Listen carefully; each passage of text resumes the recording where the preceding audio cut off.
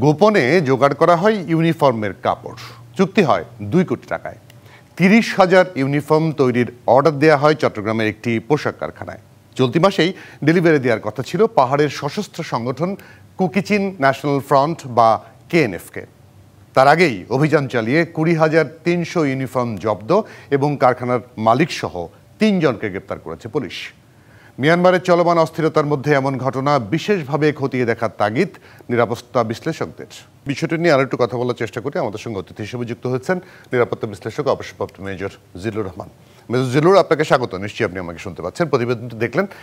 কুকিচিন নিয়ে একটি প্রশ্ন আপনার কাছে জানতে চাই। গত সরকারের সময় বলা হয়েছিল যে এই সংগঠনটি নিয়ন্ত্রণে আছে, বা গত সরকারের সময় বিভিন্ন সময় আমরা দেখেছি অভিযান চালানো হয়েছে, আমাদের এখানকার যে জঙ্গি সংগঠন তাদেরকে তারা প্রশিক্ষণ দিচ্ছে, কিন্তু এটা নিয়ন্ত্রণ করা যাচ্ছে না। এই পাহাড়ি অঞ্চলগুলোতে তো সেনাবাহিনী বা যৌথ বাহিনীর একটা বড় ধরনের অবস্থান আছে, তারপরেও এভাবে কি করে কাজ করে তারা? ধন্যবাদ। এটা সকলেই নজরে আসছে। এরা প্রথম জানান দেন একটা ফেসবুক খুলে তারা একটা স্বাধীন দেশ, এবং এর আগেই বলেছে যে আমাদের একটা পূর্ণ স্বায়ত্তশাসন দিতে হবে। ওখানে কয়েকটা পিছিয়ে পড়া যে জাতিগোষ্ঠী আছে তাদের অধিকার আদায়ের জন্য নাথান বোম এটা শুরু করেছিল। তারপর সে এখন অনেকে বলে যে অবশ্য এটা নির্ভরযোগ্য কোনো সূত্রে জানা যায়নি, পার্শ্ববর্তী কোনো রাস্তায় সে গা ঢাকা দিয়েছে। এরা অনেকগুলা অপারেশন চালিয়েছে, নিরাপত্তা বাহিনীর সঙ্গে অনেকগুলা কনফ্রন্টেশন ইতিমধ্যে হয়েছে। এমনকি তারা ব্যাংক লুট করেছে 2024 সালে, আমরা দেখেছি। তারপর কিছু অস্ত্র লুটপাট করে নিয়েছে, তাদের অনেকে গ্রেপ্তার করা হয়েছে, আদালতে সোপর্দ করা হয়েছে। ইতিমধ্যে একটা শান্তি চুক্তিতে তারা এসেছিল, কিছুদিন আলোচনা চলেছিল, তারপর আবার সে আলোচনার সামনে এগোয় নেই। আর তাদের মূল একটু কথা বলি, আপনি যেটা বলছেন যে এটা কেন নিয়ন্ত্রণে আনা যাচ্ছে না, এরকম একটা ইঙ্গিত আপনার কথার মধ্যে আমি পাই। তার কারণ চিটাগং হিল ট্র্যাক্সের আমরা যেটাকে বলি যে জিওগ্রাফিক্যাল যে একটা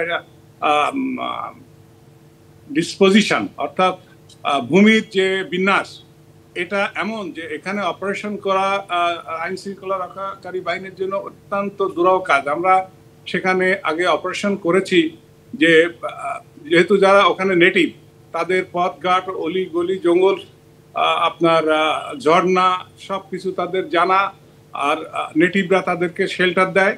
এই কারণে কিছুটা অপারেশনের জন্য অসুবিধা আছে। আরেকটা বড় অসুবিধা হয়েছে, শান্তি বাহিনীর সাথে শান্তি চুক্তি 97 সালে হওয়ার পরে সেনাবাহিনীর আগে যে সমস্ত ক্যাম্প ছিল তার বেশিরভাগ ক্যাম্প আমাদের উঠায় নেওয়ার পরে ওখানে নীরব একটা চাঁদাবাজি চলছিল অনেক দিন ধরে। সে লোকালস হোক, ব্যবসায়ীদের কাছ থেকে হোক, ওরা বিভিন্নভাবে চাঁদাবাজি করছে। এই চাঁদাবাজির অর্থ দিয়ে তারা অস্ত্র এবং নিজেদেরকে সুসজ্জিত করছে বড় ধরনের একটা অপারেশনে যাওয়ার জন্য। তারা ইতিমধ্যে ঘোষণা করছে সাজেক। এখানে জিল্লুর রহমান, এই জায়গাটায় হ্যাঁ ঠিক আছে, আপনার কথাটা বুঝতে ব্যাকগ্রাউন্ডটা বুঝলাম, কিন্তু এই যে চট্টগ্রাম শহরের মতো জায়গায় এসে এই কুকিচিন আর্মি 30,000 পোশাকের অর্ডার দিয়ে গেল, মালিকপক্ষ বলছে তারা জানতেন না যে এটা অবৈধ। একটা পোশাক বানাতে গেলে পোশাকের ধরন ধারণ দেখলেও তো অনেকটা সন্দেহ হওয়ার কথা। হ্যাঁ, এখানে মালিকপক্ষ আমার মনে হয় নিরাপত্তার দিকটা বিবেচনায় না নিয়ে ব্যবসায়িক দিকটা বিবেচনায় বেশি রেখেই হয়তো আদেশটা নিয়েছে।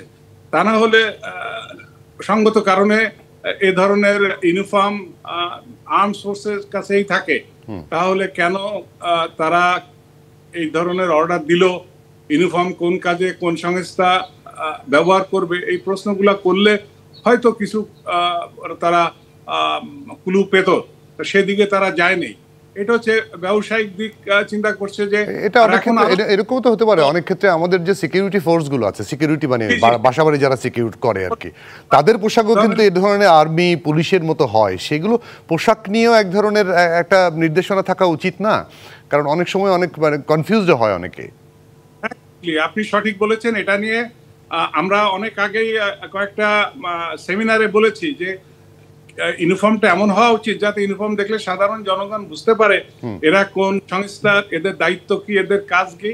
তাহলে মানুষের ভিতরে সহযোগিতা হাত বাড়াতে পারে, আবার ভীতি বা আপনার জঙ্গি কর্মকাণ্ড কারা করে সেটাও তাদের বুঝতে সুবিধা হয়।